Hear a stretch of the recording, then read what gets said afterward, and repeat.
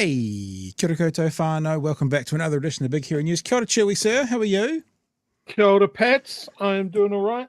You're looking very lumberjack, very South Island lumberjack at the moment. Oh, thank you. Thank you. Is that the vibe?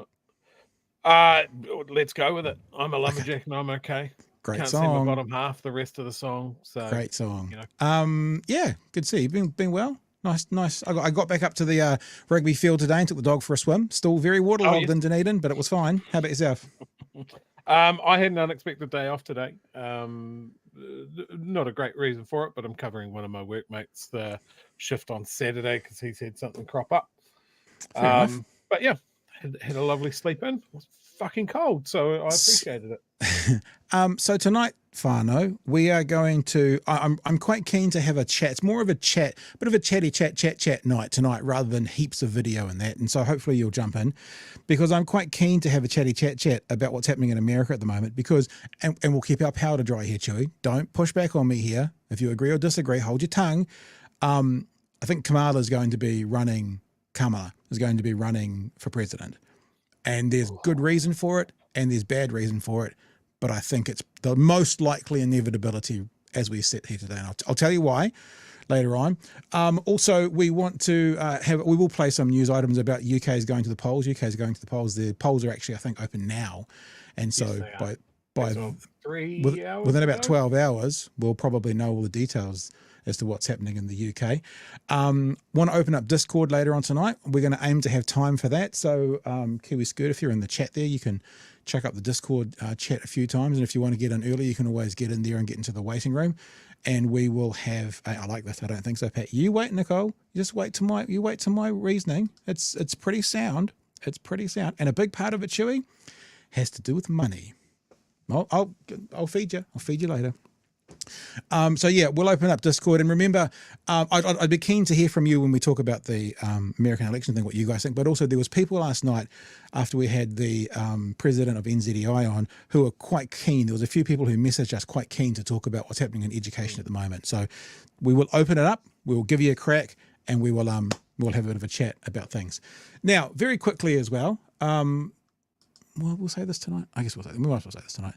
Thanks to all our lovely patrons. I can see there's been a few new people signing up. If you want to support the work we do, if you like what we do and you want to help us pay a few bills every now and again, then head to patreon.com/Big Hairy News.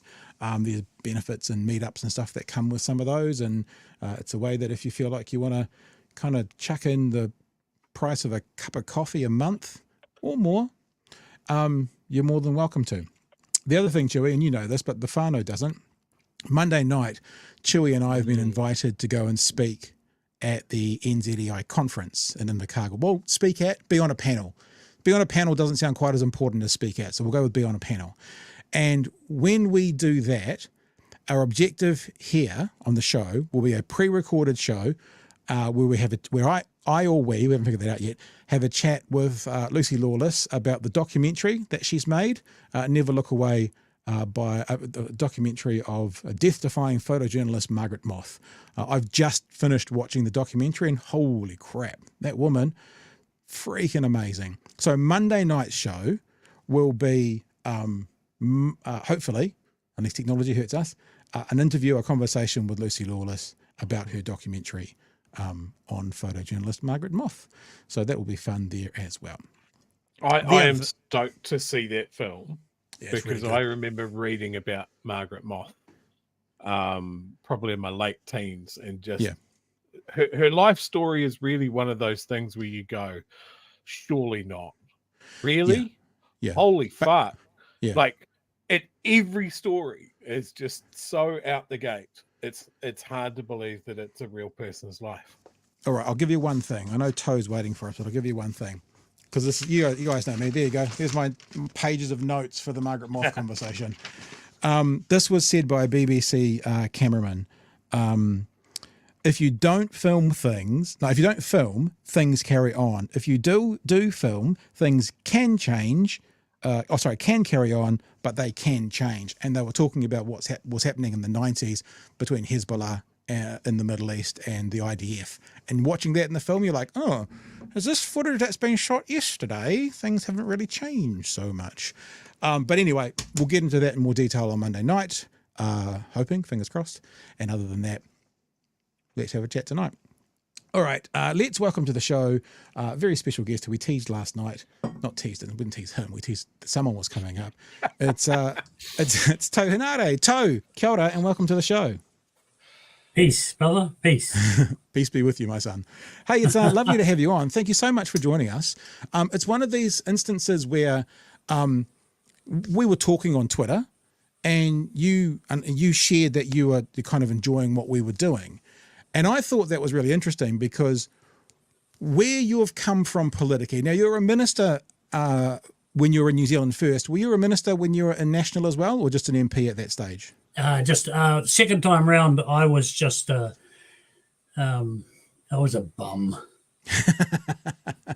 But you've been interesting story. Interesting story about that. When Key was the Prime Minister, yep. I was he was picking his cabinet. He was the selector. He was the captain. I was lying in bed. He rang and he said, "Sorry, big boy, you didn't make the run-on team." Right. And so, yeah, that was it. But you have been a minister. You have been a minister under the Crown under a New Zealand First title that would have been under Jim Bolger in the late 90s. Yeah. And from where me and Chewy overtly sit politically, we don't find too many people who are in that aspect of the political world go, "Hey, we really like what you guys do." So it was a really interesting perspective. And I was going to.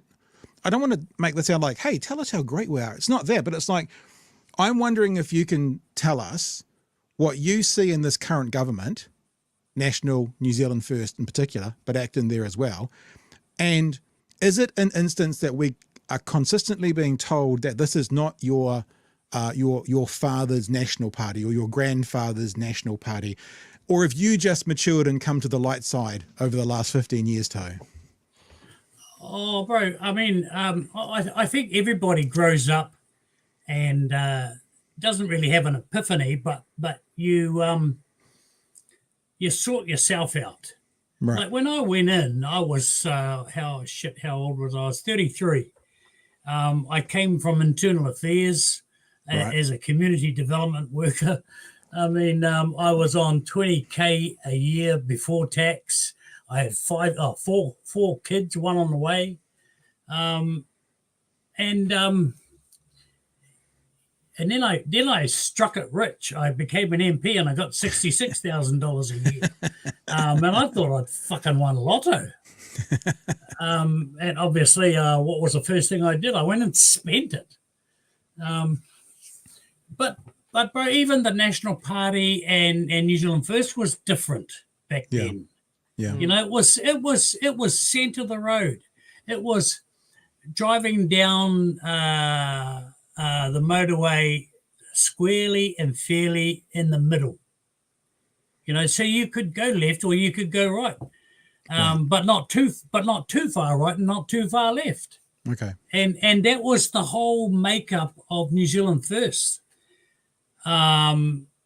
And then obviously we had the big fallout, and I stayed behind, and he didn't.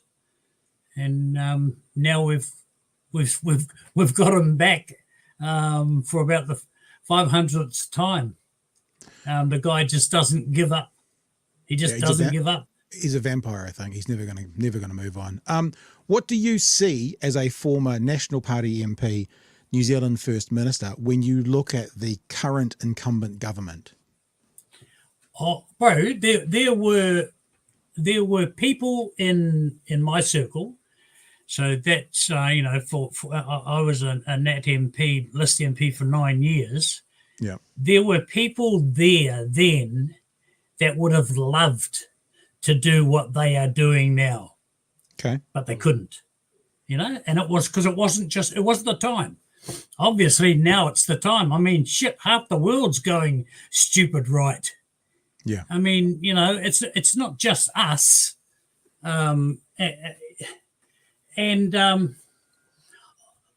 a lot of people pour scorn on David Seymour, but bro, he's played the game so well.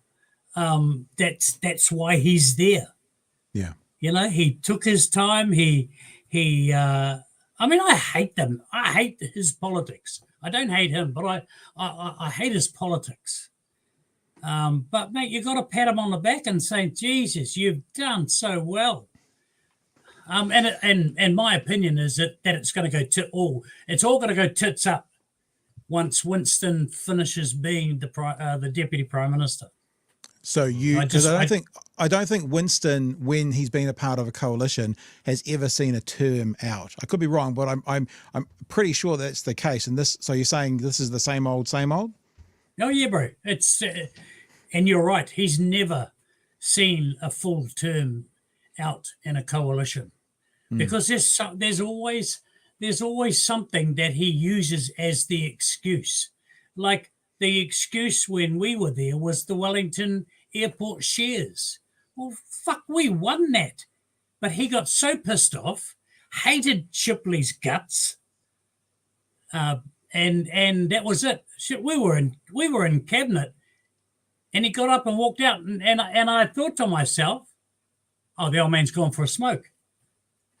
And 2 hours went by, and I just didn't bother to go and look for him. And then we found him in his office, and he was fuming that none of us walked out with him. well, it would have been really nice if you had told us you were going to pull a stunt like that, and we would have come with you. But that was it, bro. That was the end of it. And so I always knew initially when we signed up with the Nats that our political career was fucked and we weren't going to get another term. So you might as well hang around and do what you can. And I still hold to that. I don't really give a shit what people say. They weren't there. Where would you sit if you were going to be an MP today? Which party would you sit in? Oh, mate, none. Independent. And I'm trying to be honest. I voted. And I am a member of the Maori Party. Yep. But if I was to be lucky enough to have another round, I'd be as an independent. Okay. And I would sell my soul to the highest bidder, and for billions and billions of dollars. Chewy man, jump in. What are your thoughts? First of all, when I was on Twitter, I followed you and I found you quite a breath of fresh air. I didn't always agree with the things didn't always agree with what you said, but there was a lot that I did agree with, which just plays to exactly what you were saying, is that you're probably more in the center than anything at that stage, at least. You mentioned that in your time there, that there were definitely people that were sort of biding their time, that would love to do the things that this national government is doing now. Do you think that the reverse is also true, that there's people in the National Party that are kind of like, holy shit, this is too far? Nah, I don't think so, bro. I think that it's like this, and I think it's like this for every party, that you get swept up in a wave, and you just you get your little board and you hang on for dear life, because you know that if you start rocking the boat, somebody will peel you back and saying, well, we're not going to talk to you anymore, and you'll just wander around the place thinking, well, this is fucking boring. But and only a certain number of people can be cabinet ministers. And so what do the others do? I mean, to be honest, in my 9 years as a Nat MP, and I always thought I became a Nat MP because they somehow thought they owed it to me, because I kept Shipley in the big house for a term. And Keith basically said that at the end of my time, he basically said, "Look, I've got all this political capital, and you've had your 3 terms, and I'm not going to spend any more capital on you." And I said, I couldn't. Yeah, I mean, I couldn't argue with it really, because it's true. Yeah. It seems that you are saying to us, and you're not using these words, but they're all in it for themselves. What a lot of the public are saying often, and there's people in the chat at the moment going, thanking you for your honesty. But are you basically saying that most of these MPs are just in it for themselves to get what they can? You know, if it means they have to change their position this week from last week, they will, as long as they serve themselves and perhaps whatever community they are individually associated with? Well, bro, you have a look around you. Have a look at the MPs. You know, what have Labor been doing since the election? Fucking nothing. And I realised that Keir Starmer hasn't done anything either, but he hasn't had to. He doesn't, because you've got the fucking idiots who are running the show, so he doesn't have to. But Chippy, in my opinion, and Willie and all of those other fellas, they should be out there not listening. They should do that too. But they should be saying, shit, this is what we're going to do.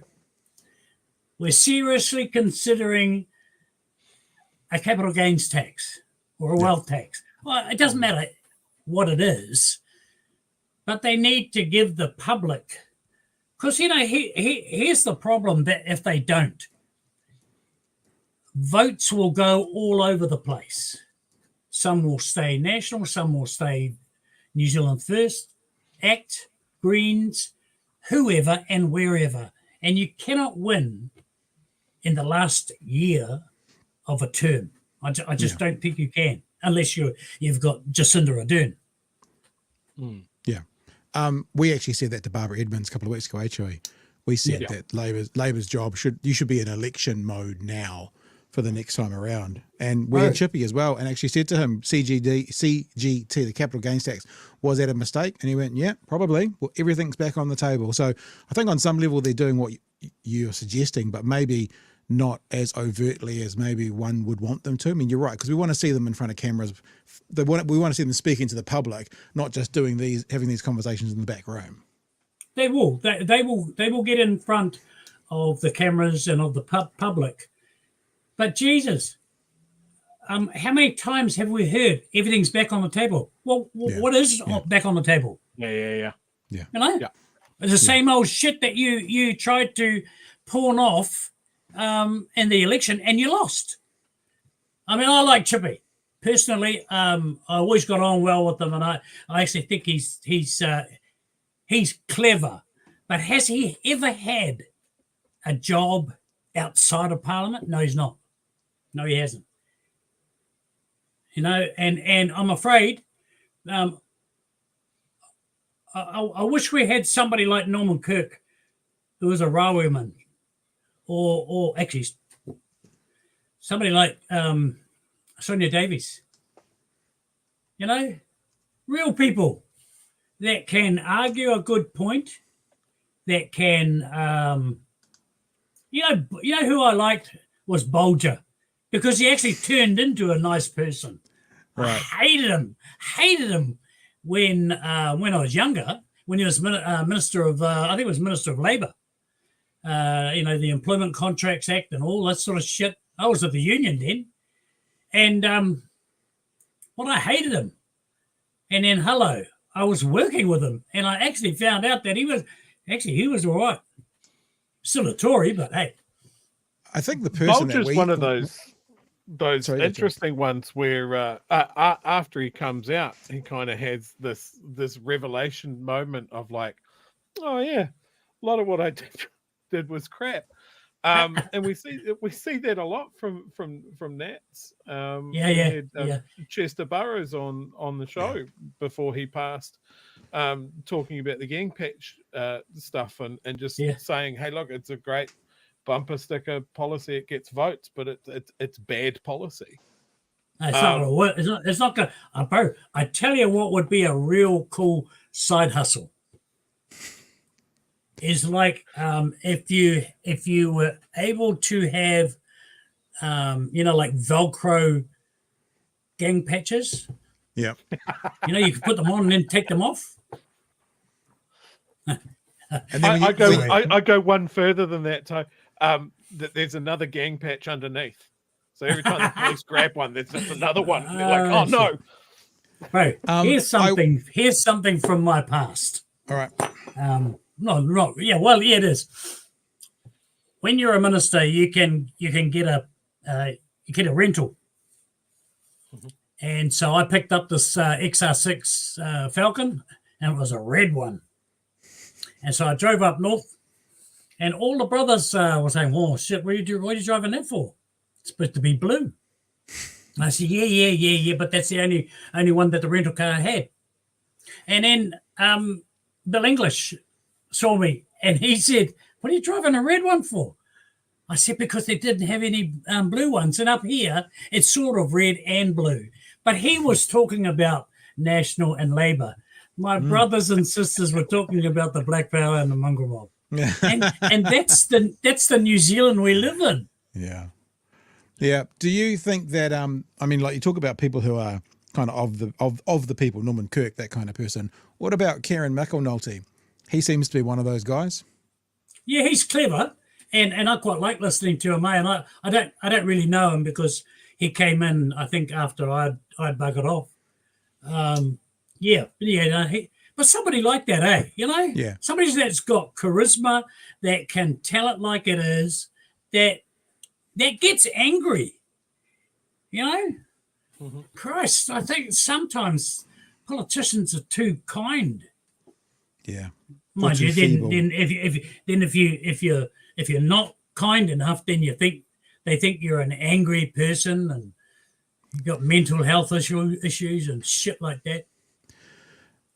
Having worked with Winston, and I guess under Winston, and with Bolger and with Shipley, I'd like to get your take on what you think of Luxon as a leader, as the Prime Minister, and how that dynamic, as you see it, is working between Luxon and Winston and Seymour.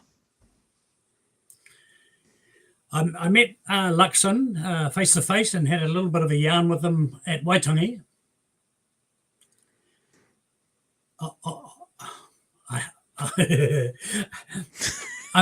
Bro, it's like this. Hang on. That's a great build-in to whatever you're going to say. The giggle is perfect. So we are all now listening to. Oh God. But with Winston and Bolger and Shipley, they had done their apprenticeship, okay, in the party, around politics. They knew the standing orders. They knew what to say, what not to say. Bro, he hasn't had that. Luxon hasn't had an inch of it. And mind you, Key didn't either. But Key was a far different kettle of fish to Luxon. I don't know what it is about Luxon. I suppose he's a nice person, blah, blah, blah, blah, blah, but he's a shit politician. Honestly. I reckon there are a lot of people within the National Party who are better than him, and most probably they will never get there, because to get there you have to either roll him, wait till he dies, or wait till you lose. And usually a new government gets 2 terms. I'll put money on it that this government will get 1. Oh, interesting. Who's not going to make it? Like, who's not going to make it? Because that implies that New Zealand First or ACT is either going to fail or not make it. So what's going to happen? What's your thoughts? I think ACT won't go away. Yep. I think they will succeed because there's space for their type of hyperbole. There's space there. There's nuts out there that will vote for whatever. And then there's Winston. Now, mate, I think personally, I mean, I've said this before and had my ass kicked, but I think this is his last go around. This is his last rodeo. And without Winston, New Zealand First is gone. Yeah, but so does he step down at the end of this because it's his time and he's going to choose to, or is he just not going to get voted back in and that'll be the last we see of him? What are your thoughts? Well, if he doesn't step down and from the coalition, I don't think he's coming back as an elected MP. You did forget one way to be the leader, because you were talking about the leader of the National Party as well, and you listed off what had to happen. You could have just said if you're the CEO of Air New Zealand, because apparently there's a pipeline from that office straight to this office, isn't there, Chewy? Yeah, well, I'm picking Kieran Foran's brother will become the Prime Minister. There you go. Chewy, anything else to wrap up? I remember when they were talking about, they were talking about Luxon coming over into politics years before he did it. Yeah. And it was almost like a given. He was just going to jump out of an Air New Zealand Boeing and parachute into a nice safe seat, and there you go. And then when he arrived, like my overwhelming vibe was really this guy, because I mean, as you said, he is, and we've been saying it since day dot. He is not very good at this. Nope. No, like it's not the world that he's come up in. He doesn't have the natural instincts for it. I guess the most glaring example of that was when he was pinged on his apartment and just seeing. Yeah. And what else? What about the Tesla? Pinged on his Tesla, pinged on his apartment, goes on and on and on and on and on and on and on. Yeah, bro. Whereas I think the contrast with Key was he was very much someone that was driven by public sentiment. And Key had a playbook, of the stuff that needed to be done. And you know what he did? He gave all the Māori stuff to the Māori Party. Said, "Here, you do it, because I can't and I won't." So they took up the cudgels on behalf of our people, and they did a reasonably good job. And they got on with each other, and he got on with stuff that he knew about. But fucking, I mean, bro, this new guy, how hard is it to run a company that is being bailed out by the government? And shit, how the fuck do you get 7 houses? I can't. I've only got one. Actually, I've got one plus a bit of land up north. But bro, I think when you come into a role like as a CEO, right, and you want that instant boost for the shareholders that you're the right person for it. The quickest way to do that is to cut costs, right? Yeah. And he did that. He tanked the morale of the company at that point, and he left it $3 billion in debt. And here he comes in, the savior of the National Party and the right in New Zealand. Labour bad, spending too much money. He cuts costs, and borrows, just like he's doing now. It's the same. It's exactly the same pattern now. The other thing I'll say just about Winston leaving Parliament, I only assume that that's going to be with a loud bang, a cloud of tobacco smoke, and a shower of bats. It'll be pretty spectacular. Oh, he's going to have to die. Honestly, he's 70. He's 77. For goodness' sake, look at that silly old prick over in America. Well, actually, both of them. Yep. Look, if that wonderful woman in Te Pāti Māori keeps on talking to him the way that she did the other day, it'd probably be sooner rather than later. Yeah. Oh yeah. Look, the Māori Party are an interesting. They're at an interesting stage. It no longer belongs to old people. It belongs to young people. Yeah, that's what they've done. And sometimes I think as an old person, like fuck, I'll be 64 in September. My job is to get out of the fucking way and stop clogging up the motorway and let these young fellas, put the pedal to the metal. Yeah, but also your job too is also to sit in there. I'm trying to follow the analogy of a race car now. To sit in their garage and help them put the wheels on to make them drive harder. You know, if I can stand on the shoulders of giants, you'll see further, sort of thing. So it's not just get out of the way; it's also help them fuel their cars as well. Yeah, I still want to tell them what to do. That's my problem, so I try not to. And just quietly, Winston born in 1945, so he's actually 79, which means next year he'll be 80. Fuck. So he'll be 79. 81. He'll be 81 at the next election. So do you know the first time I met him I was 18. That was 1978. I was unemployed, and he walked into the Otara Public Library where we used to hang out. Freaky. Man. Hey, To, it's been an absolute breath of. What is it? Fresh of breath air? That thing's going to hurt. What is that? What is that saying, Chewy? Something. It's been great. Breath of fresh air, Pat. There you go. So it's been great. Really, really happy that you connected with us, and I'm very keen to chat with you. And maybe we can do it again sometime soon. But this has been awesome. Yeah, bro. I'm staying up rather late tonight to watch Sky UK TV's coverage of the election. It's going to be the worst result since 1832. Right. Ooh. Worst result for who? For the little fella. Right. Rishi. I mean, he would have been really good in good economic times. But he's pretty shit at the job. And he's gone. They're gone. Torys are gone, bro. Yeah. Chewy's bailed. He got bored. So I did not get bored. Thank you so much for joining us, man. We'll stay in touch. Awesome, I'm sure we'll talk again super soon. Say hey to all your whānau. Enjoy the commune you've got out there, and we'll talk sometime soon. Awesome, bro. Thank you, Pat. Thank you, Chewy. Cheers, To. All the best. Love your work. Love your work. Thank you very much. Appreciate that.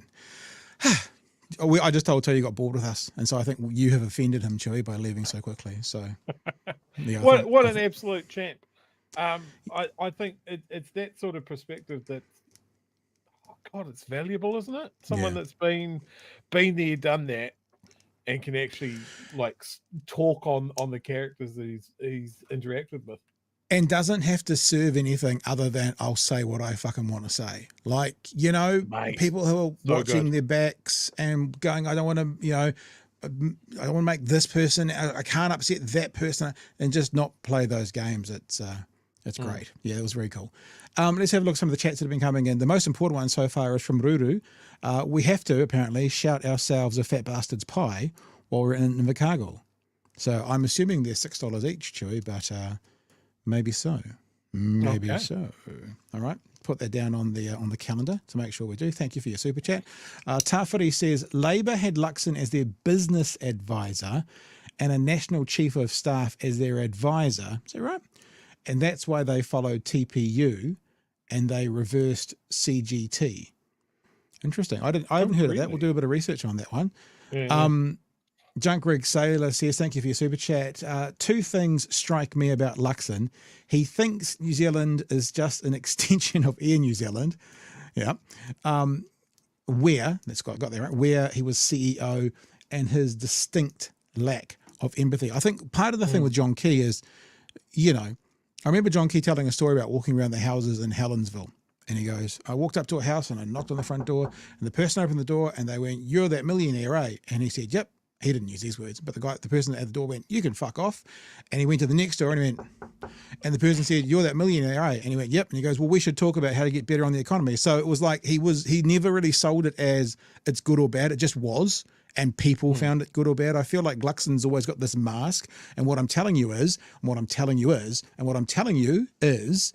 that thing about when you have to explain something, if you have to explain what you're explaining, you'll kind of automatically have lost. And that comes across as business jargon speak. And that doesn't make someone particularly trustworthy or seem honest. Kim's also said something very interesting about that, the John Key cabinet. Key also had Bill English. That's actually pretty interesting thing to think about who's Luxon got around him at the moment. So very good point. Yeah, very good point. Yours, sir. Anything else you want to get from the chats here? Yeah, I keep coming back to talking about Key's government. I like much for the same reasons that I'm on the left. There's not a lot for me to like about. Hang on. Yeah, what? Shocking. Stop horror. The presses. I obviously didn't like Key's government, but like dealing with this shower just makes me look back with some like, simpler times. When we talk about Key and like even just what Toe said there about Key just handing off the Maori stuff to the Maori Party. Yeah, I mean, it's almost a dismissive comment, but it's. I think it was a smart comment. I think it was smart that Key did that. It is. It was, and that's why that national government made the inroads that it did. Yeah. That this national government is fucking stacking gelignite up against and just blowing up. It's a chalk and cheese difference, and I think that just plays to Key was a smarter operator, and that he like people used to say, "Oh, he'd be a politician I'd like to share a beer with." Like that was the yardstick. I could never believe that personally, but he certainly seemed to be a more real person than Luxon is. It's almost like Luxon's trying to be a person, but at all times comes off to be not relatable. You don't see an authentic person there. It's kind of the same, not for the same reasons as many people who vote Republican go.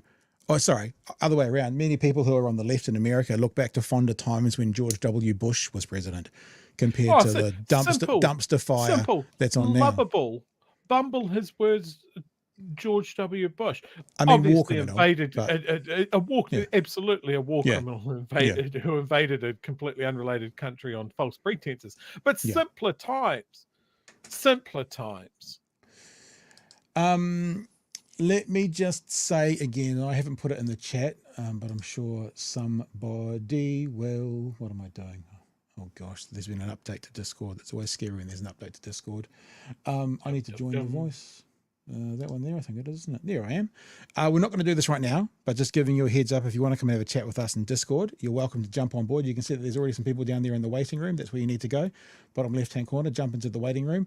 And I will try my best to keep it in some, it puts you there alphabetically, but I'll take note as to who is there now. And if we get, 7 or 8 people in there, I'll do my best. They should have like a timer. This person's been here this long, to try and remember. I can tell you that Campbell was definitely the first one in there because he was in there when I came online. All right.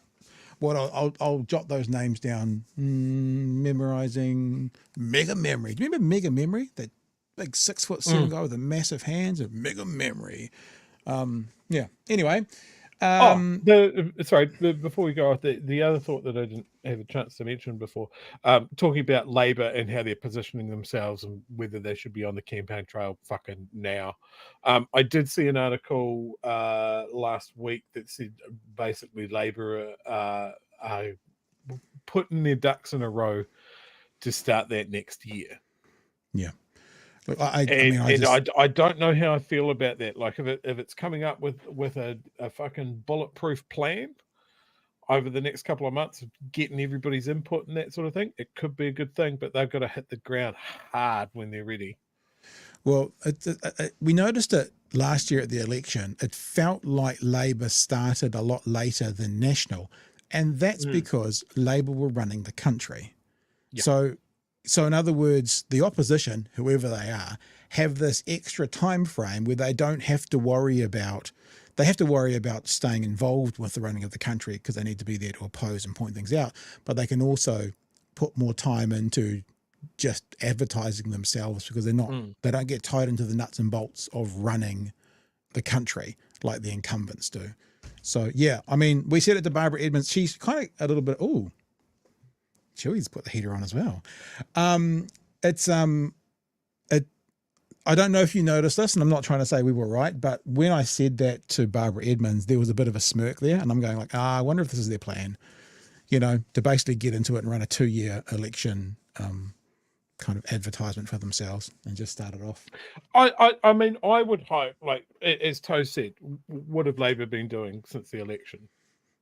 And I would almost hope that it's like, you know what, we'll just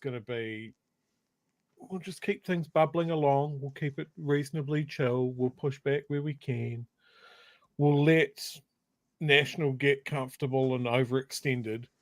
And then we're going to fucking come out of nowhere and chop their dicks off for 2 years. Just completely, always cutting dicks off for 2 years. And that, I hope, is the official Labour strategy. Jeez, it's a strange analogy. All right. We'll go with it. This is why I'm not a political advisor.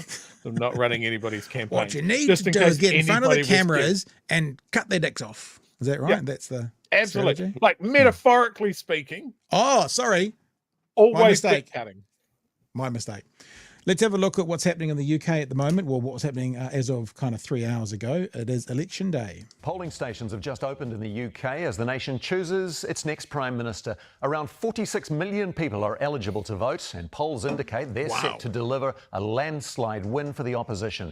Keir Starmer's left-wing Labour Party is on 40%, Rishi Sunak's Conservatives about 21%, and splitting that vote for the right, Nigel Farage's Reform on about 17%. And if those polls play out, it'll end 14 years of rule by the Conservatives, Britain's oldest and most electorally successful party. But many voters blame them for the... Just remember, it's first past the post pretty much, though. Yeah. So Nigel Farage's party may take 17% of the vote, but they may get near no seats. And it's something to be aware of. Just because it's 40% of the vote, it doesn't mean 40% of the seats necessarily. So first past the post, this is what happens.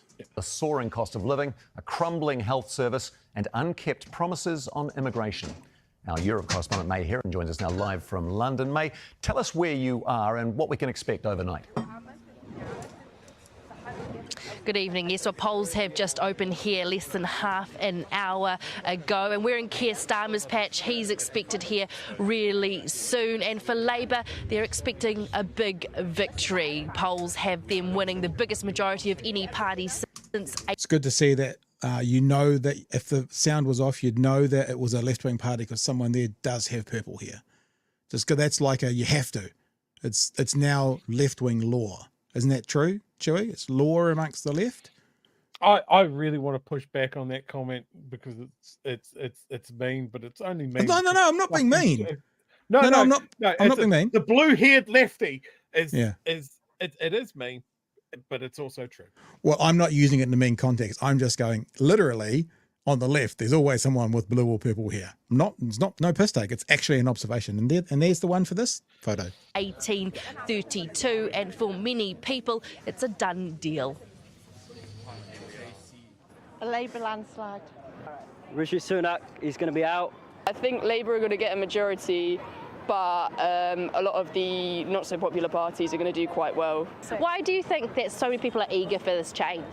Have you spent... So it's basically anyone but the Tories, the minor parties, so that's what they're saying. The last 14 years in the UK, I think we're all eager for change. So the question really is, how badly will Rishi Sunak and the Conservative Party do? You already have senior members publicly saying that they are going to lose, and they even tried to roll out Boris Johnson in the 11th hour. But it all feels a little too late for the Conservative Party that have been in power for 14 years. Do you think that was a literal statement, rolling out Boris Johnson? I was hoping the rest of that sentence was they've also tried rolling Boris Johnson into the Thames. They should have done that fucking 8 years ago, but still.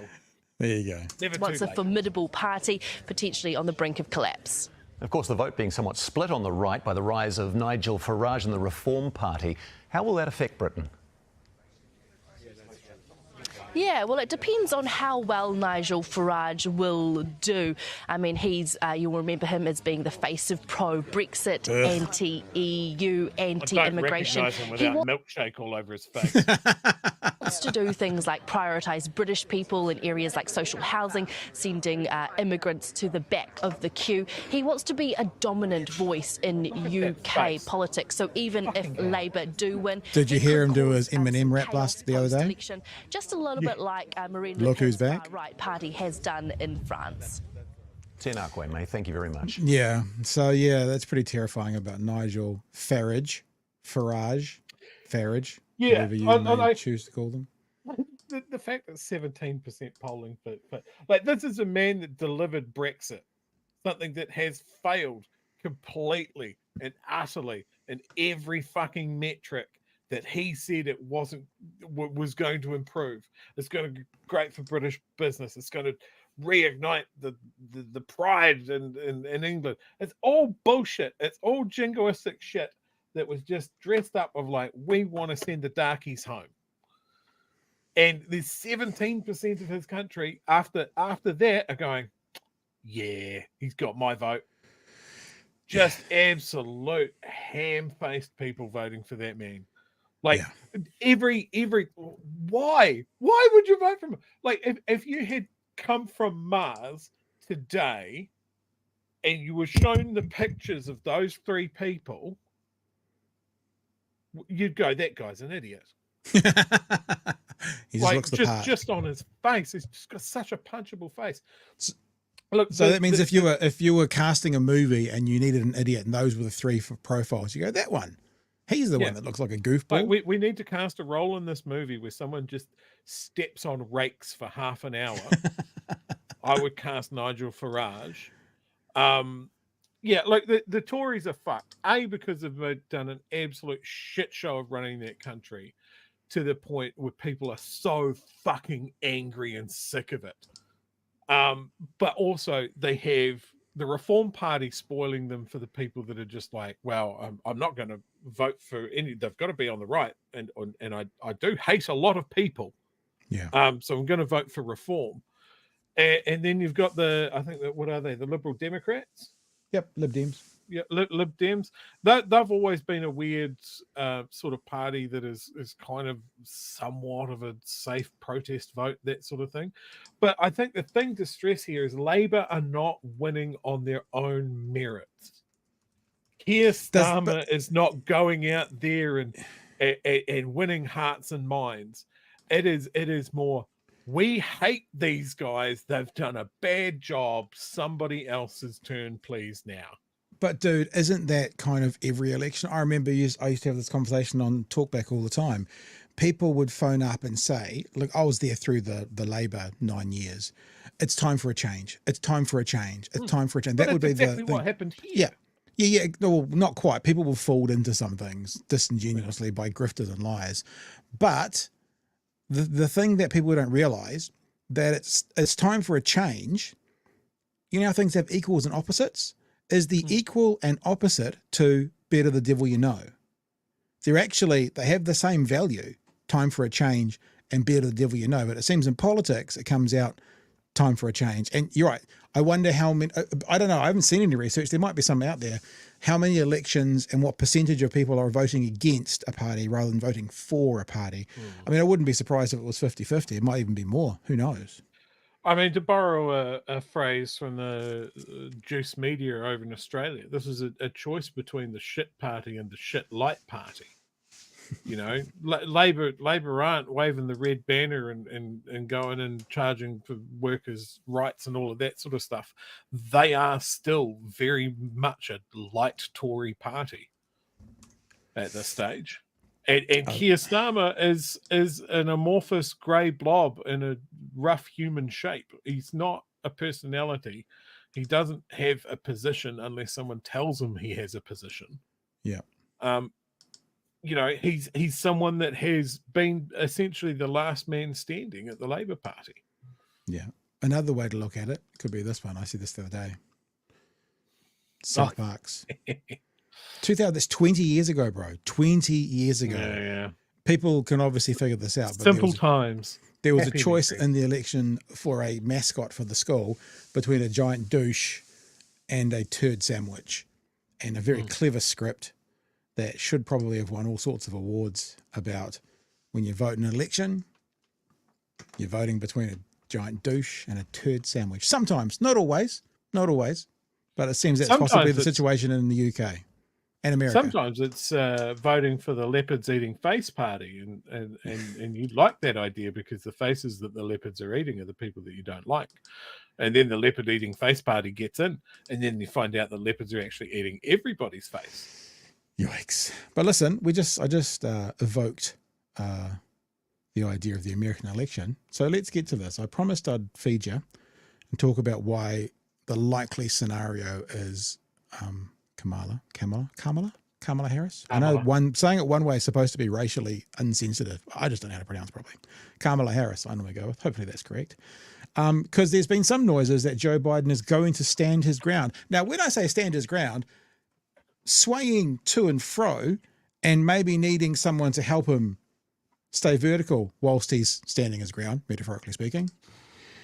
US President Joe Biden is defying calls to bow out of the presidential race, telling donors, no one's pushing me out. High-profile Democrats are now openly calling for him to... Well, that's different. No one's pushing me out is different from standing his ground, because he might just go, I myself have made the choice to move on. So that could still be an accurate statement. No one's pushing him out and him resign or him remove himself. To step aside, and Donald Trump's lead in the polls is only growing. US correspondent Mitch McCann reports.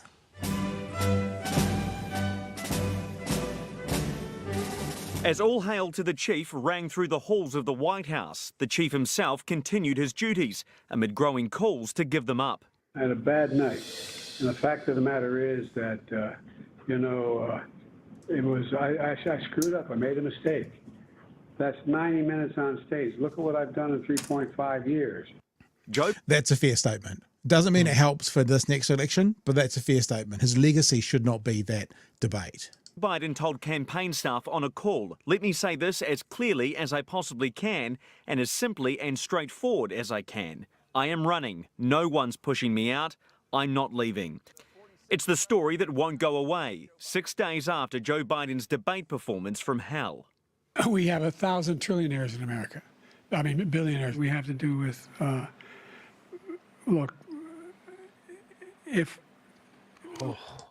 when looking at how he's being looked at by Trump, you kind of, I mean, this sounds weird to say like this, you kind of go, yep, I get it, Trump. I understand why you look at him like that. It's pretty shocking. With 2 Democratic congressmen now publicly asking Biden to step back and bow out, the White House is protecting the president and pushing back. Is President Biden considering stepping down? Absolutely not. Any discussions about the vice president assuming his duties? Absolutely not. The president is clear-eyed, and he is staying in the race. But the voices of skepticism and clear-eyed was the best analogy to use just there. I'm not sure. And sometimes frustration are tough to ignore.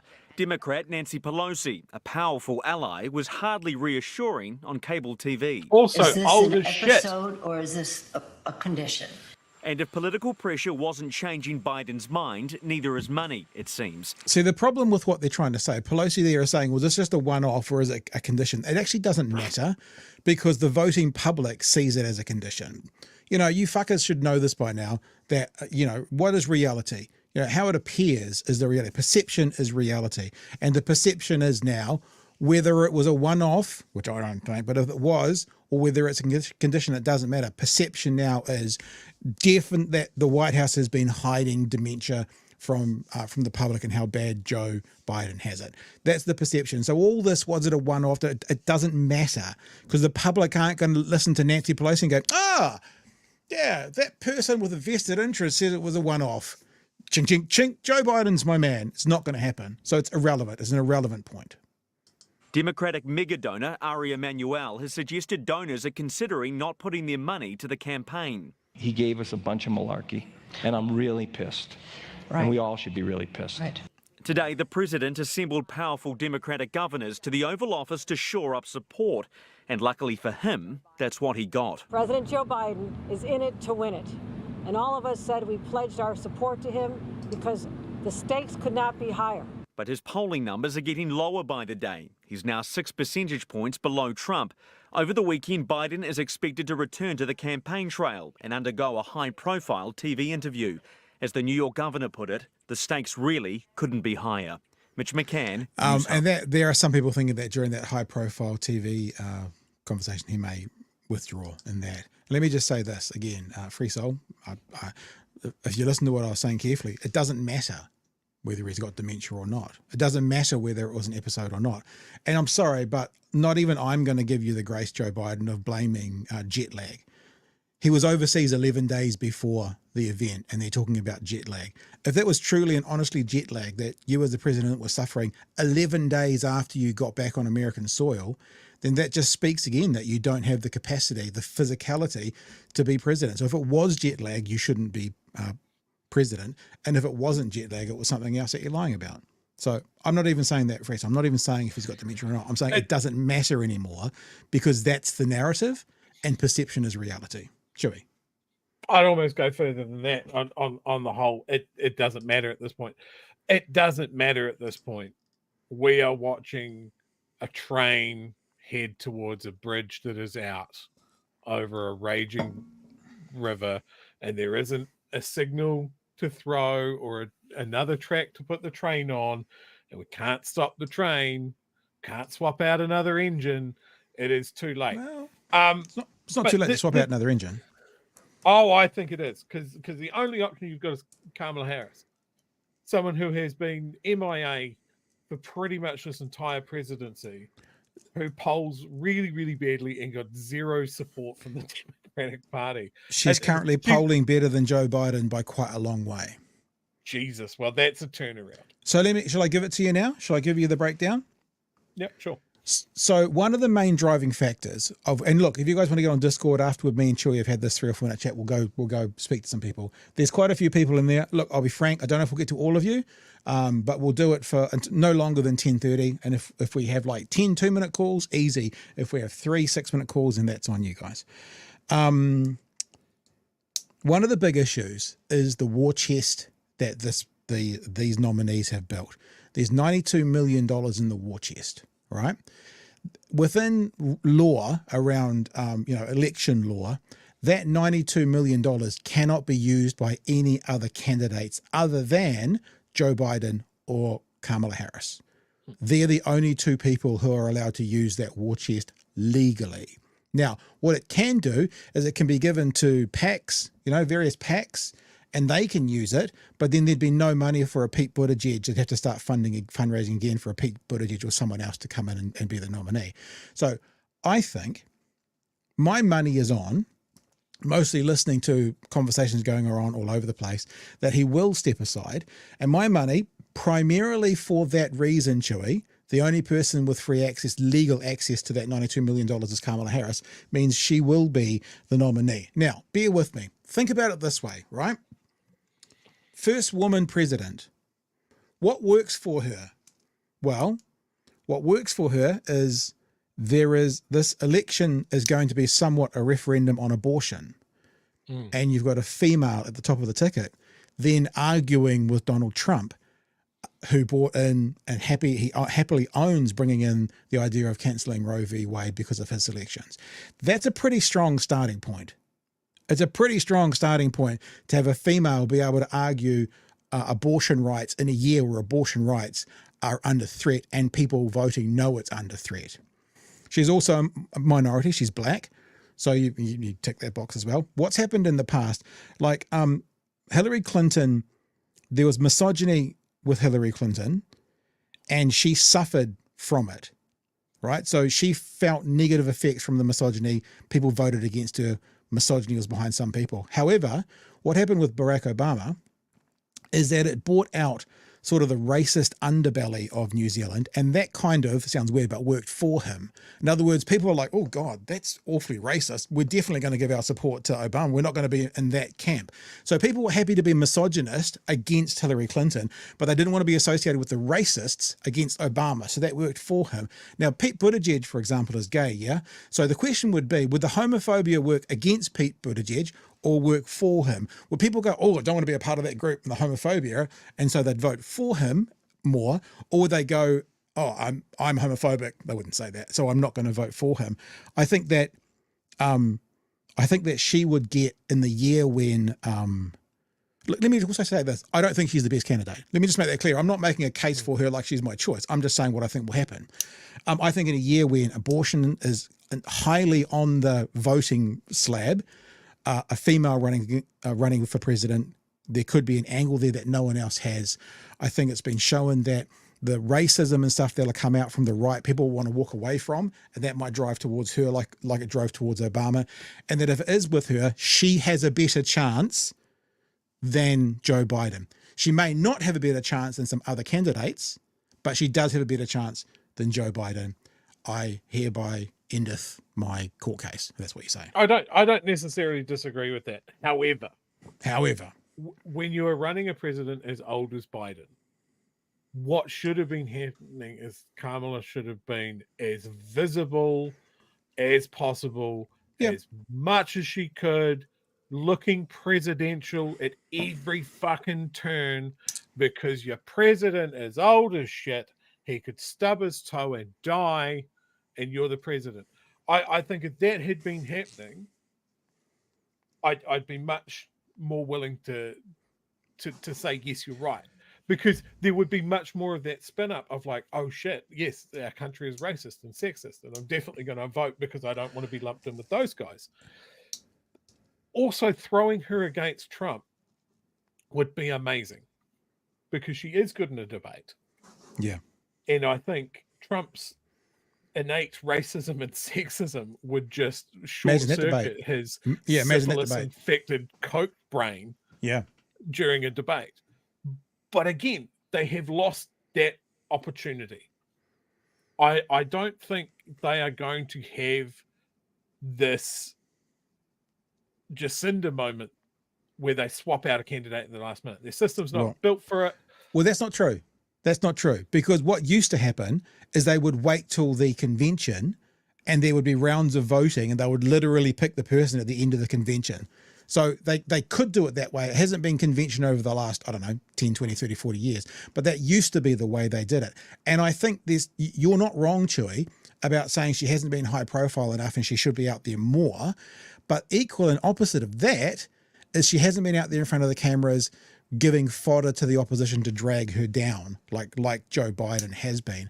And for a candidate that's weaker and is a bit flavorless and just a standard, corporate Democrat, maybe a 4-month run would be advantageous because it wouldn't give them the chance. I mean, we saw it in the polls. You always get a bump and then you tail down. It's the Don Brash thing where he did his bump too early and he tailed off. That 4-month window might just work. And look, again, I'm not in Camp Harris, right? I'm just saying that this is the situation that I think is going to happen. And it probably goes, if he steps down, the most logical solution would be Kamala Harris. And a big part of that is because of the $92 million. Hereth endeth my case again. That's all. Yeah, and there's certainly people saying, look, Kamala has been going out and doing stuff and that sort of thing, but just doesn't get the media coverage. Sure. And look, maybe she's a lot more visible in the States. I honestly don't know. And I guess we'll find out. This time, you know what? Put it this way. I think by this time next week, we'll know. Yeah. That's what I'll say as well. I think when it comes down to it, as much as the news media and people like us are making this about this debate and the personalities of Biden and Trump, it really comes down to who wants Trump and who doesn't want Trump. It's kind of almost exactly the same as what we're talking about with the UK elections. It's a real pivotal moment in US political history. Trump's not an unknown at this point. He's already had a go at the wheel. He's a former president. It's a known quality of what he is going to be like. I think that the effect that he will have on the global stage is potentially devastating. Whereas having business as usual Democrats say, well, we all know what they're like. That's we should jump into some of these calls because there's people waiting there now. But I'll say one more thing.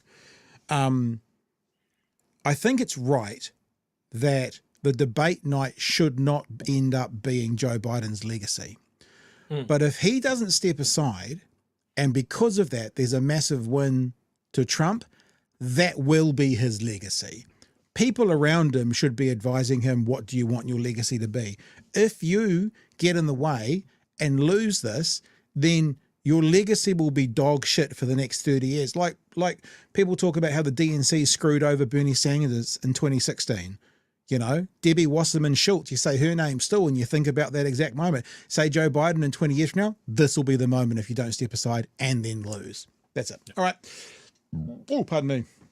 Now, we've got lots of people in there, and I said we'd be here till 10:30. We might squeeze you a couple extra minutes because me and Chewy just rambled for a bit much then. Well, I didn't. Did I? Oh, we both did. We can both. I'm okay. We can both own that, Chewy. We'll both own that. And I've got some names written down, and I'm not going to get everyone in the exact order, but I kind of put you in a few chunks, and we're going to have a chat as we go through. Oh, and God, there's loads. Yeah, I know. Don't say it like that. That makes it sound like we don't want there to be loads. There's fucking loads of them. And we're going to start with Campbell. So, Campbell, you can turn your mic on. And when I announce your name like that, get ready to come on. Remember, turn YouTube feed off so you don't listen to us in a 15-second delay. And tonight, if people don't say hello back, because there's a lot of people, I'll just be moving on. So that's if you've got any problems with the technology or anything else as well. That will be the way we go. So let's rip into it and say hello, Campbell. Come in, sir. Microphone on and say hello back. G'day, kia ora, Pat. Kia ora, Chewy. How you going? Kia ora. What's up, sir? Not much, just a long day of work, 11 hours tomorrow as well. So I guess that's something I'm not looking forward to. All right, fair enough. Now listen, we've got lots of people want to chat tonight, so let's get to it. What's on your mind, sir? So basically was just watching RNZ, provided I haven't watched the full story. I just found it kind of amusing how the Bush is asking local government to ensure that there is a 30-year housing availability. And I mean, I feel like I didn't need to watch the whole thing because it was pretty clear what the intentions were. But how can you ask local government to invest in it and expect compliant investment into the target when the market will have less entry or general competition because of the things the government has taken away? First of all, first home grants, and then they've poured millions into landlord tax cuts. So like, the thing is, what is the point of local government funding 30 years if it's just a market where landlords are the kingpins? Yeah. Well, I mean, gosh, I don't have too much to respond to that other than kind of nodding. What about you, Joe? Yeah, no, I think you've absolutely nailed it there. I love that they're positioning Bish as the guy that is he's singularly focused on bringing housing prices down. And usually, if it was anybody else, I'd be cheering that from the fucking rafters of like, yes, that's what we need. But then I go, how? And it's going to be that's what I wanted to know. Well, how are you actually going to support people?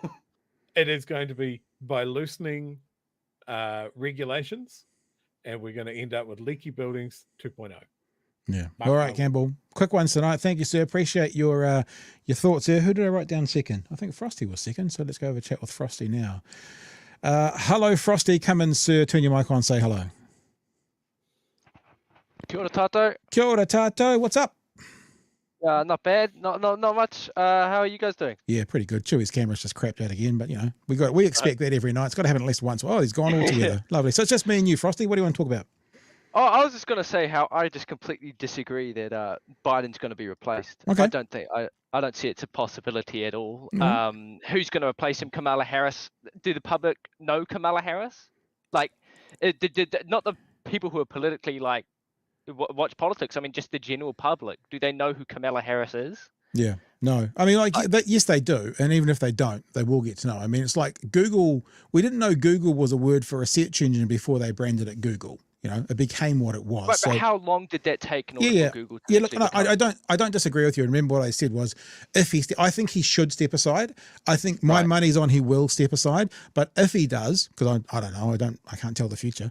But if he does, I think she's the likely scenario. Again, not because she's necessarily the best, but there's some other legislative things that she ticks straight away to then just move it through more easily for it. So let me ask you this though, Frosty. Yeah. Who do you think is more likely to win, Biden or Harris?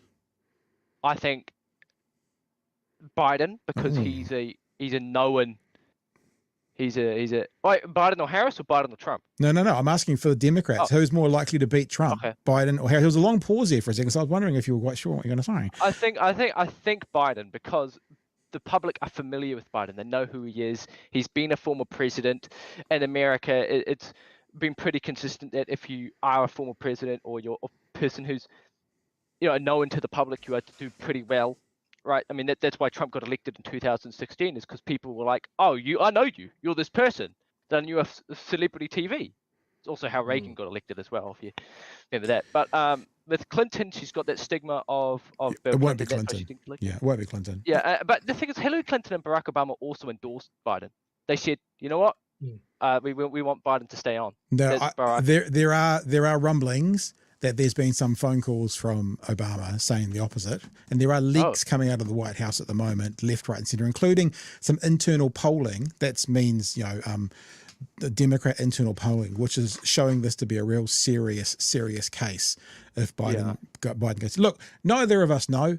We've both had a bit of a crack, and maybe this time next week, Frosty, we can get back together, and because I suspect we will know in the next week or so, and we'll do that, eh? Thanks for your call, man. Okay. Cheers, fellas. All the best. Cheers, mate. Who are we going to next? Next, we are going to James Faction. There's a faction, too much fiction. See what I did there, Chewy? James, hello, sir. G'day. Yeah, I've been. Evening. Can you hear me? Yep, you're good. Yep. Oh yeah, cool. Yeah, usual technical problems. Yeah, I've been following all of the pundits and lots of some inside information that sort of leaks out all over the place, and it does sound like there's an awful lot of concern about Biden's health. Yeah. There was talk about how he's only really good and on his game between like 10 a.m. and 4 p.m. And outside of that time, you're likely to get the debate Biden. Yep, and look, I mean, because at 4 p.m. is when the over 65s early bird special start at Denny's, so that's probably where he's off for that, I think.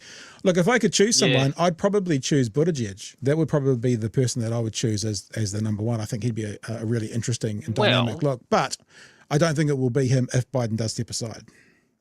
No, but one that I noticed is polling really strongly. They were doing, a whole lineup of lots of different people and how they might fare against Trump, and Cory Booker was one of the strongest. I haven't heard his name. Yeah, that's interesting. If you have a look at Cory Booker and how incredibly good he is at the gift of gab, shall we say, he's a great orator. He'd be a really strong pick. Kamala that's probably her weakest point, is that she doesn't sort of come across well in speeches and stuff. She seems kind of disconnected. Yeah, and she is very she's very politically, she's a politician. Yeah. And people don't like that. The other one is Gretchen Whitmer, who's more progressive, and she's they've been talking about her a little bit in the last one. I don't know too much about her though. Look, again, I've got no idea. Like the one thing I know about predictions is predictions are always wrong. So we'll see. I would think that this will happen within a week, because you've got to give them a certain amount of run-in if it's going to happen. And if it's Biden this time next week, mate, I just think that that America is in for a tough following 4 years, Chewy. That's what I think. Well, it's the thing is that, we don't know what, there's every chance that there's going to be more brain fades on camera like there was during the debate. There's just every chance that it's going to be like some event, something's going to happen. It's going to be like at 6 p.m. when he normally has his nap and he's trying to be up on a stage and he'll do that 15 seconds of silence again or something. And it'll just, it's just going to be like this. Everyone's going to be screaming and running around the room screaming and falling off a bridge where the bridge is out, or whatever the other really cool. You've been really on fire tonight with the metaphors, Chewy. Yeah, I think you're right as well, James. And I think also, Chewy, that it doesn't actually even matter if there's not one of those moments, because what will happen now is certain television networks will point out moments that maybe aren't like that, and they will inflate them. Like I've already seen today a video coming up where he was shaking a man's hand and he touched his forearm, and then you can see, if you look carefully, the video slowed down, and so he runs his arm down his forearm really slowly, where he just went shake like this. And so what will happen from here on in is, even if there's not a big, massive 15-second gap, any kind of issue, any kind of gap, any kind of perceived foible will turn into, see, he's not fit for the job. So anyway. All right, James, thanks very much for whatever there. How about Chewy? I shut up for this one, and you can have a You can have a chat to Kiwi Bird, and I won't say anything. Do you want to do that? Let's do that, eh? Because I'm kind of in charge here. There you go. You can go, Chewy. How you doing, Kiwi Bird? Are you there? Hello there. Oh, there we go. Can you hear me? Yep, we can hear you. I can hear you. Yeah, my audio's been a bit scuffed tonight, but I hope that I'm not echoing or anything like that. All good. Sound brilliant. What's on your mind? Okay, so yeah, let's talk about that horrible debate. Again. Right, so the good news is about the Biden-Trump debate is that Biden was mostly factual. He was actually pretty good at remembering stats and statistics. What really tripped him up, from what I saw, was Trump's gish galloping. And I thought really the moderators needed to intervene a lot more to stop the gish galloping. Now, there were moments where Biden went off topic as well. But yeah, that's what you have moderators for. It wasn't a debate. It wasn't a formal debate. There was nothing. It was just a shit show. Yeah, let's be real agree. Here. I think I commented when we were talking about it that they said going in that they were going to kill the mic of the person whose time it wasn't, and I can understand their reasons for doing it, but that absolutely played into Trump's hand because there was no way for anyone to jump up and go, "Hang on, that's not the question. What the fuck did you just say? That's a lie. Yeah. So is that. That's a lie as well. And why the fuck are we talking about golf handicaps? We asked you about Ukraine. Yeah, yeah, and that's the problem. Biden fell headfirst into the fucking golf conversation when he should have said, "Bro, you spent your presidency playing fucking golf. I spent my presidency being the fucking president." There were real opportunities there for sharp old man quips that everybody loves. Everybody loves Dark Brandon. No one wants this Biden. No one wants this version of Biden. Everyone wants Dark Brandon, old man quips. Let's go. His best thing from the last Trump election. did better there. Sorry? The biggest bump that he got from the last election, the last debates, was that when he said that on microphone comment of like, "Would you shut up, man?" Yeah, like that was his big hit of the debates last time round.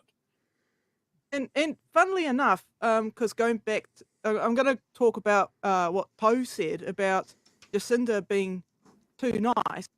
Is everyone loved it when Jacinda called David Seymour a prick? Yeah, man, that was great. That was great. All the voters were like, "Yes, finally, we got some fire out of here." People like that stuff. Very much. All right, Kiwi Bird, thanks for giving us a tingle tonight on the old telephone when you're phoning the 0800 number. I don't know how this works these days. I'm not entirely sure of that. Lurch is going to be next. G'day, Lurch. Come in, check your mic, say hello. Lurch, that's you. Are you listening to us on YouTube? Because there's a delay. Okay, 3, 2, 1. All right, sorry about that. First miss of the night. First miss of the night. We've got a lot of people, so we're going to keep going. Milululator was next on my list. So I'll go in there and say, "Hello, the Milululator," or something like that. Turn your mic on, say hello. Let's go. Oh, I'm doing 2 in a row, are we? Oh, I wonder if it's my end, Chewy. 2 in a row. 2 in a row. Have you cursed them? Hello. Hey. Hey. Can you hear me? Can you hear me? We can hear you. Were you listening to us on YouTube? Wait, hang on a sec. I just need to adjust something. Okay. Can you hear me? Yes, we can. What's right. up? Sorry. I'm so sorry. I'm not used to being able to use this. So, this is only my second time on Discord. So I'm very, not very au fait with it. Welcome. I want to go back to yesterday when you had Mark Potter on about Erica Stanford's announcement yesterday. Because being a teacher, I've got things to say. And I've been at school today and I've been looking at the social media for teachers and everyone's rather underwhelmed because every school's already using those tools. Yep. Yeah. That's what we heard yesterday. It's nothing new. Yeah, it's nothing new. In fact, but there are a couple of things we have to be wary about. Once you mandate that you expect teachers to be using these particular tools, it means that you open up that data to be being used for league tables, not necessarily by the Education Ministry, but by newspapers once they get a hold of the data. Even though she might say that it's not, not every test is going to be the same, they'll still find a way to do it. It can then also open up to performance pay for teachers, which is a worry. Okay. And then the next step is your school's not doing very well, so we're going to have to turn your school into a charter school. Yeah, So, because I mean, and that follows that. Innocuous at this stage. That follows that model, though, doesn't it? Yeah, We've while it talked looks about. innocuous. Yeah, and I've just been watching a whole lot of stuff from overseas about this sort of thing tonight, and that's exactly what happens: is that they create the crisis, and they manufacture this idea that things are all wrong, and then they make these changes that are very hard to walk back. Yeah, which is what we've kind of been saying, the idea that they'll say government's not working, they'll get voted in, they'll then pass policies that make government work less efficiently, then step back and say, see, we always told you it was broken. So literally, we've been saying that for months. That's literally exactly what they're doing. Yeah. So several years ago, NZDI put out a report called Te Paotanga, and in there it talks about lowering class sizes, increasing the number of teacher aides so that you've got a teacher aide in every classroom, and also, just putting more money in for those systems. Yeah. Cool, man. Hey, thanks for your call. Yeah, whatever. Appreciate it. Yes. All right. See you, bye. Cheers. Yeah. Okay. Thanks. Bye. Yes. Who should we go to next? A name that starts with legend. Where is that? Oh, there we go. There it is there. I've tried to keep these as kind of within cooey of when people connected as I possibly could. So this is the legend of DJ. Hello there, the legend of DJ. Come on in. Take your shoes off. Make yourself at home. Is that right, Joe? Oh, hi. Hey. Sorry, I didn't initially realize I was on until I noticed there was a bit of a delay between you saying things. Yep. No, you're there. Hi. Hi. Thank you. What's up? I just want to talk a team. Oh, sorry. No, you Sorry, go. I thought you said something. I just wanted to sort of talk a little bit about the UK election going on. Yeah, In case you can't tell from my voice, I'm British. And it was sort of something that Chewy said earlier on, which is something I've heard a lot in the UK, which is where you briefly referred to the Labour Party under Starmer as the Tory light. Or conservative light, and I thought it was really interesting earlier seeing the news section where the news presenter referred to the Keir Starmer's Labour as left wing, but they have become horrifyingly far right now, especially on trans issues. Absolutely. For context, I'm a trans woman, and I am very glad to be living in New Zealand now, because the stuff that Keir Starmer has just said about banning people from single-sex spaces of the sex that isn't the one they were assigned at birth effectively bans trans people from being able to live publicly outside of their home, because if your bladder punishes you, all of a sudden you can't how are you supposed to leave without knowing you might need to pee? So frankly, I am genuinely terrified of the concept of him winning. I'm currently living in Aotearoa now. I don't plan on moving back, at least not whilst we have the government that we're going to likely have soon.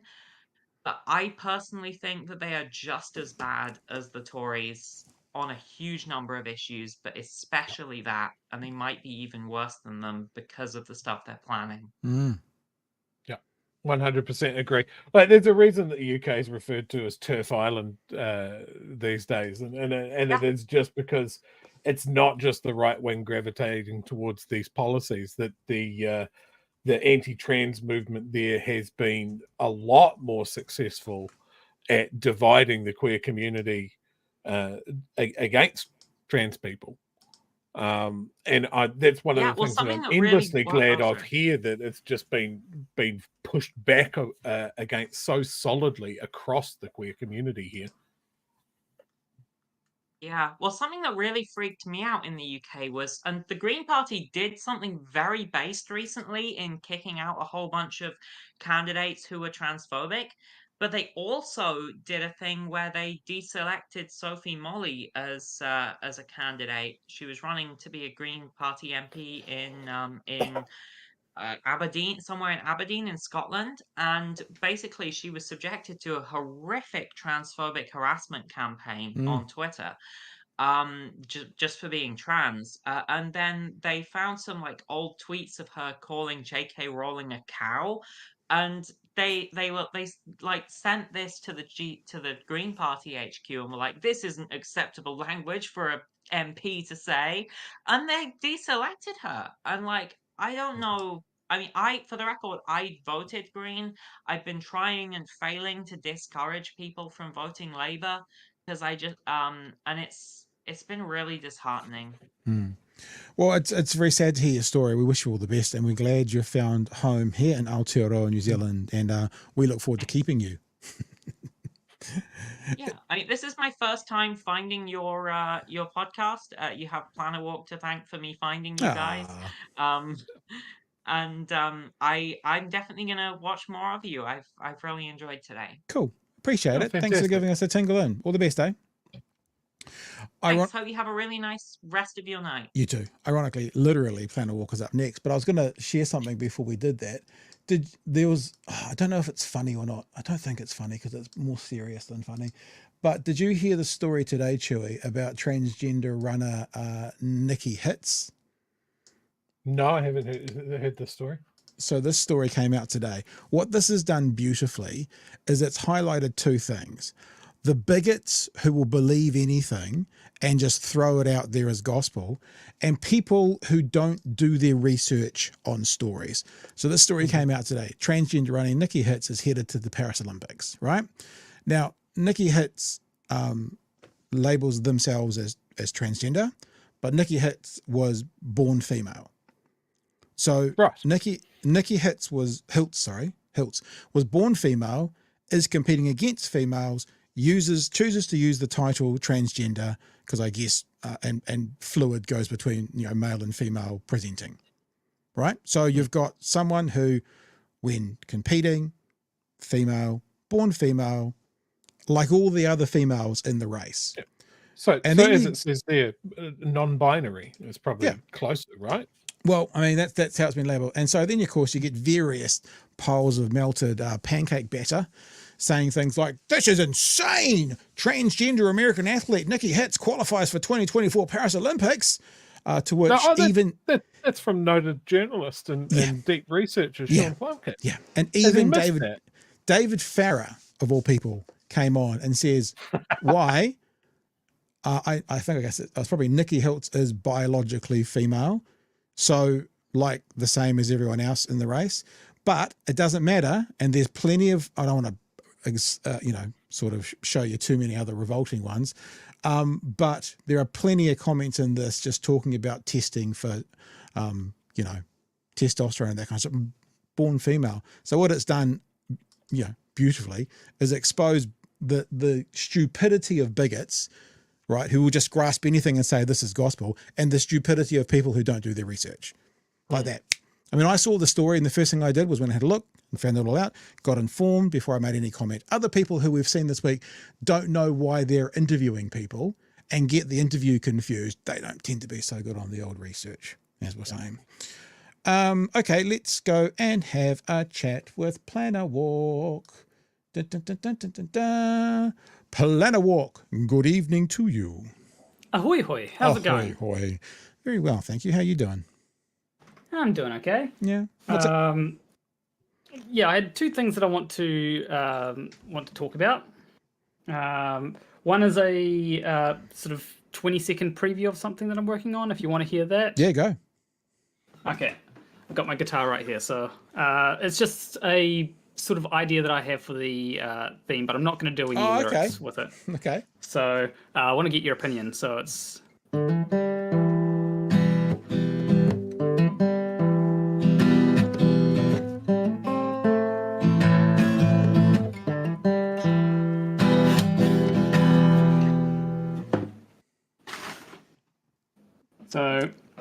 those first few notes, down there, now, I went, you don't know your name, and I saw you in heaven. That's what I thought when I heard it. Oh, sounds good. Sounds good. I also thought you were going to drop into that meme about what it's like to drive a Ford F-150. I will see. I look forward to hearing the rest. Yeah, and look, check us out on Facebook this weekend. I'm actually I know I've been a bit slack because when we threw this idea out there, we hadn't really thought about what we need and what we want. So I'm going to put some writing to it, and we'll basically give people July to do it. So there'll be something in writing this weekend to give people a bit more of an idea as to what the competition's all about. So you got a couple of minutes, Planner. What do you want to share with us? Okay, so about the whole Kamala Harris for president thing. Yep. I'm not sure how well Kamala Harris would do, considering that if there are two politicians that people actively don't like running for, basically running over there for president or anything, there is Hillary Clinton, and Kamala Harris, and Donald Trump. His ratings are terrible amongst likability. Yeah, but like, one of the things that I'd wonder is if we'd see a repeat. If Kamala Harris does win, would we see a repeat of 2016? Yeah, maybe. That's. I guess that's what they got to toss up, isn't it? Are the chances that going to happen greater than the chances of her? Well, then, but okay. There's one other question you have to include in this: is what about the chances of Joe Biden? So let's put it this way: if the chances of Kamala Harris losing to Trump, if the chances of that are smaller than the chances of Biden losing to Trump, then it's still a good decision. In other words, so yeah, but we those are what they're going to have to figure out and toss up. But the other thing is, you think about the people around them who are their advisors. Every single one of the advisors around Biden at the moment have a vested interest in him staying. All the White House staff, all that kind of stuff, because if he goes, they all go. So it's a very interesting time. Yeah. Another thing I wonder is, when it comes to Biden, is if they're going to just wait a bit to try and give him a redemption arc. But the problem with doing that is if he doesn't redeem himself, then that only hurts everyone more. Yeah. But I do have an idea, right? Yep. Super quick.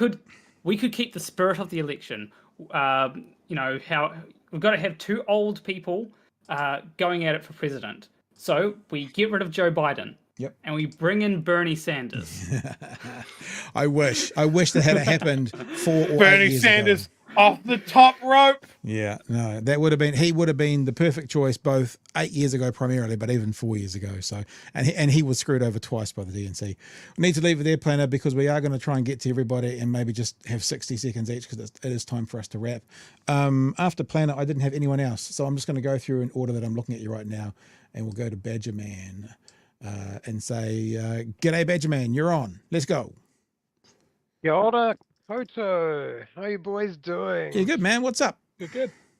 Well, I just was interested in kind of talking about something that you guys go into every so often to do with, like, the questions that the media asks. You're always like, I mean, like, so, for example, like in the landlords thing, you're always like, and, you know, are those tax cuts to do with the $2.9 billion that you guys are giving to landlords, or, you know, like those kind of things? I wanted to ask about if the media, because you guys, you've got experience in the area, right? You kind of know about it a bit. Little bit. Does the media have some degree of responsibility for the degree to which they allow politicians to set the narrative? Yes. Easy. Yes. And all you got to do is watch someone like Jack Tame when he was really going for it to see how it can be done well. I'm not saying Jack Tame gets everything right, but the way he pushes back when pushing back is needed is better than most. RNZ Morning Report does it. They do it very well as well. And yes, they have a responsibility to ask the questions that are difficult. The problem is sometimes, and I don't think it's too much of a problem in New Zealand, it's more of an international problem, is the reporters or the journalists also want access. And they're always a bit concerned that if I piss this person off, what if they don't give me access anymore? Like I said, I don't think that's a huge problem in New Zealand, because our media is remarkably small and the politicians don't really have a choice. But yes is the answer to your question. The media has a huge responsibility. The fourth estate, that's the idea of the fourth estate, holding the powerful to account. Yes, 1,000 times they have a responsibility. So, follow-up question. How much like power does the media actually have in terms of setting that narrative? Like, I mean, I'm just looking at the kind of scope and scale of global events at the moment, you know, like we've got crazy stuff happening with climate, infrastructure, you know, lack of resilience in systems, tax cuts happening so we don't have money to pay for it. On and on the list kind of goes, right? And I'm wondering, you know, like the media in some sense is the determiner of how well informed the electorate is about, you know, what really matters in some ways. Is that true? Or well, I mean, I think it's less true than it used to be with things like social media, and that the political parties can now get straight to the voters more easily than they once did. And when you say paint a narrative, I think that's fair to say that. But what I wouldn't want to say is, you know, media with an agenda painting the narrative they want over and above what the actual narrative is. So what I would hope to see in all of our media is that they hold the powerful to account. And if that's what we're talking about with the narrative, then yes, they have a huge role to play in that. If we're talking about like a Fox News or someone like that, they are making the narrative, which might not be accurate. Can they do that? Yes, I hope they don't do that in New Zealand. We're pretty lucky in New Zealand. We don't really have that. You know, you can look at, I know people are going to say News Talk ZB, but compared to the rest of the world, we don't really have a problem with them painting a false narrative. But yes, look, the media has more responsibility than maybe they're taking right now, Badger. So, hey, look, thanks for that. We are going to move on because we're kind of over. And are you cool, Chewy, for a couple more minutes? Is that all right? Yeah.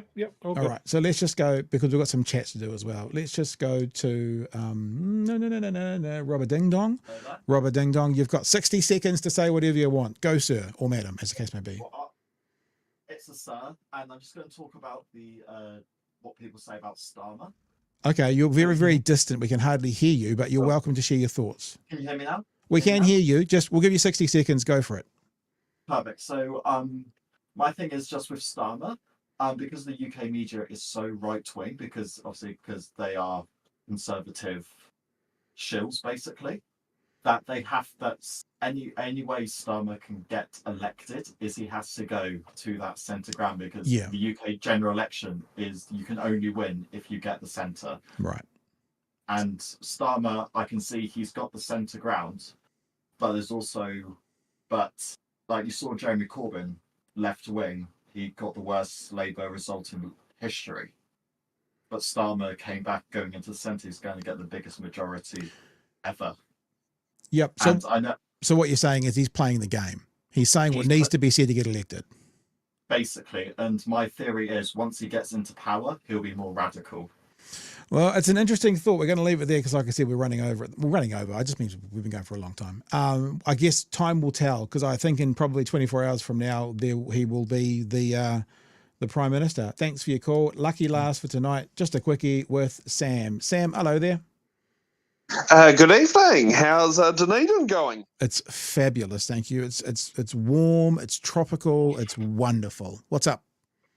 Okay, so UK election, I have a feeling Conservatives are going to lose it, and it's going to be in the same way that Labour lost the 2023 general election. Not that the Labour Party in the UK has won it in their own right. And I have a feeling that is going to lead to potentially a bad policy unpreparedness term. And I think that may not be good for the UK. On the good news is they get 5 years to sit there and correct it versus our 3. So that is my little quick taste of what I believe is coming from the UK general election that we'll probably find out tomorrow who's the next British Prime Minister going to be. Yeah. Hey, Sam, thank you for that. Sorry for us being a bit quick, and I know we've just kind of people were there for a long time, but it's we've got to do it tonight, so we appreciate that. Chewy, do you want to do some of the chats in there? Okay. All right. So we got Masa Heaps here. Between our government, weather events, and Gaza, it's all becoming overwhelming for everyone, making them zone out. Yeah. It's that barking at cars sort of effect. That it's all horrifying, but when you've heard it so many times, it just becomes background noise.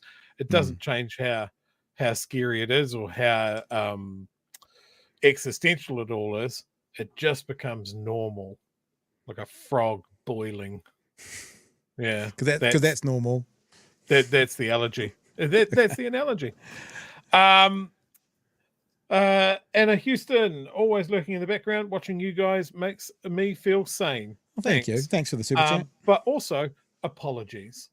I feel like we should that you have to watch us to that. feel sane. Yeah, that's a bit of a scary thought. Cliff Tone here says, that was creepy watching the money guy talking like he owned the system. Disgusting. Yes, absolutely. But we do have, if he wants to put his money away from Biden, we do have somewhere he could put it, Joey. Just saying, just throwing it out there. He could park it here. Just keep believing it's one person, one vote that makes a difference. 15mm history. Matt Billington is doing Hui with Chloe Schwarbrick on neurodiversity and education. He might be worth talking to. We need to have a similar discussion on adults and job discrimination. Very interesting topic. I would agree with that. All right. Cookie Nick with his $2 there. We saw more of Mike Pence than Kamala Harris. Yep, that's true.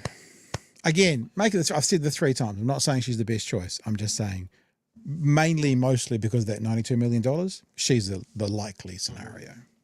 And I think she has a better chance of beating Trump than Biden does. That's what I think. Okay. Bill B with $5 super chat. The great stuff, guys. No sane person wants to be president. I would agree. I would agree. I saw an article that was talking about whether Biden would stand aside. And he made the point that to even just take a stab at running for president, you have to have a continent-sized ego. Yeah. So that's not really conducive to someone doing an evaluate and go, well, maybe I'm not the best person. You've got to have the confidence that you are the best person. Yeah, true. Ruru with the $2 super chat. Fat Bastard Pies are up to $7. So here's the difference. Appreciate that. Thanks. Fucking inflation. Yeah, fucking inflation. And Mr. Arvid's covering Ruru's YouTube fee for the pie fund. Thank you. We will come back to you with the review of the pie. Is that it? Is that us for the chats? That's it. Okay, so remember, Chewy and I will not be here on Monday Night Live. We have been asked to go be on a panel for the NZEI. But imposter syndrome. But yeah, tell you what, imposter syndrome. They were talking about one of the other people on the panel might be Chris Hipkins. I'm like, okay, Catherine Delahunty and Chris Hipkins, and we're like, oh, and us. I think we're there. I think we might be a thirst trap. I think we're there just to, for the looks. That's what we're about. But it means we're not going to be here Monday Night Live. I am hoping if the schedules and it appears they're going to, but I'm always. As soon as you announce something, it falls over. But as the schedules work out, I am hoping to be we are planning on connecting with Lucy Lawless this weekend and having a chat about her doco series, her doco film, on Margaret Moth. The name jumped out of my head. Margaret Moth. Yep. And if we just have a 10 or 15 minute, then what I'll do is I will put on the back of that maybe the Professor Margaret Mutu conversation, because the reason we're going to Invercargill is they've asked us to come down as buffers. And so I thought maybe Monday night, if the conversation with Lucy is shorter, then I might slam that on the back and you guys can watch a pretty cool conversation. We remembered Chewy asked the best question that's ever been asked in the history of interviews. Not that I'm jealous about it at all. Not even a little. I like how we're being super casual about talking to Lucy Lawless. Who is it in your life? Your workmate or something? Oh, my workmate loves her. He's nice. Super jealous of it. Very good. All right. Every single day talking about the mess all over the land. They shine a light with a mic in their hand. No time for cheese, just facts straight up. Bad and chewy, never back. You know someone's going to clip this one day and they're going to inflate you and me dancing and it's going to become a meme of some sorts. You do know that, eh? It's going to happen one day. Expose the truth and raise the bar. Politicians tremble at their mighty voice. Pat and chew, they'll make the right choice. So we will see you in hopefully pre-recorded form, 9 a.m, 9 p.m. in fact, Monday evening for a couple of conversations. We'll be back live again Tuesday, 9 p.m. We've also spoken to the NZEI. They are going to help us record the panel that we're on, and we'll either have some clips for it from you. We might even play out the whole thing on a Friday night special or something like that as well. Be safe over the weekend. Be well. We look forward to seeing all of you again on Tuesday night live, Monday night pre-recorded. And that's it for me. I will say hooroo to you all. And Chewy, what will you say, if anything at all? Cheers, fam. See you next time. See you next time. Kia ora.